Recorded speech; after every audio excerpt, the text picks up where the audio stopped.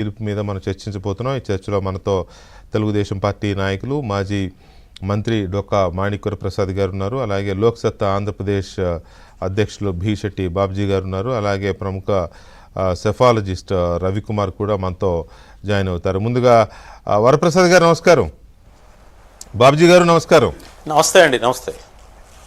Right. Varaprasad గారు, gear మార్చాల్సిందే అని జగన్మోహన్ రెడ్డి గారు వారి క్యాడర్కి లీడర్స్కి పిలుపునిచ్చారు. ముందుగా ఈ గేరు మార్చడం అనే దాని మీద మీ రియాక్షన్ ఏంటి? ఇప్పుడు ఏ గేర్లో ఉంది, ఏ గేర్లో వెళ్తారు? అందరికి నమస్కారం. పెద్దలందరూ ఉన్నారు, వాళ్ళకు నమస్కారం అండి.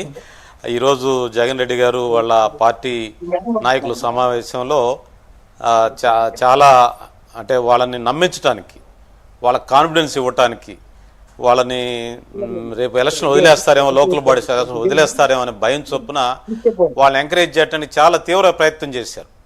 ఎంత దూరం వెళ్ళాడంటే, మీరు ఎవరన్నా యునానిమస్గా మీరు ఎన్నికల్లో సహకరిస్తే మీకు రేపు టికెట్లు కూడా ఉండవని చెప్పి ఒక హుకుం జారీ చేశాడు. అది ఎంత అన్కాన్స్టిట్యూషనల్ అంటే ఆ మాట ఎంత దుర్మార్గమైన విషయం అంటే, స్థానిక సమస్యలు అన్డెమోక్రటిక్, స్థానిక సమస్యలు ఎన్నికలు ఏ స్పిరిట్తో జరుగుతాయో కూడా జగన్ రెడ్డి గారికి తెలియదు. స్థానిక పరిస్థితులు, స్థానిక ఆలోచనలు, స్థానిక అభివృద్ధి కార్యక్రమంగా కేంద్రంగా జరుగుతాయి. దానికి కాన్స్టిట్యూషనల్ ప్రొటెక్షన్ ఉంది. ఒకవేళ 2 ఫ్రాక్షన్ విలేజ్లు టైం ఉండదు కాబట్టి చెప్తా ఉన్నాను, 2 ఫ్రాక్షన్స్ ఉంటాయి. వాళ్ళు రాజీపడి వాళ్ళ గ్రామాన్ని బాగు చేసుకుందామంటే జగన్ రెడ్డి గారు ఒప్పుకోడు కదా, ఫ్రాక్షన్ పెంచుతాడు కదా. అది ఆ మనస్తత్వం, ఈరోజు ఆయన మనస్తత్వం బయటపడింది. ఎక్కడో లోకల్ బాడీస్ వస్తాయి, ఒక గ్రామ పంచాయతీలు 2 ముఠాలు ఉంటాయి, వాళ్ళ పార్టీలు ఉండొచ్చు, లేకపోతే ఇతర పార్టీల మధ్య రెండు ముఠాలు ఉంటాయి. ఏదో పెద్దలు కొంతమంది కూర్చొని గ్రామాన్ని అభివృద్ధి చేసుకుందాం, రేపు జనరల్ ఎలక్షన్ ఎవరి ఓట్లు అట్లా వేసుకుందాం, మన గ్రామం వరకు రాజీ పడదామంటే జగన్ రెడ్డి రాజీ పడినవాడు. అది it is against the spirit of the constitution. అందువల్ల ఆ భయం అతనికి.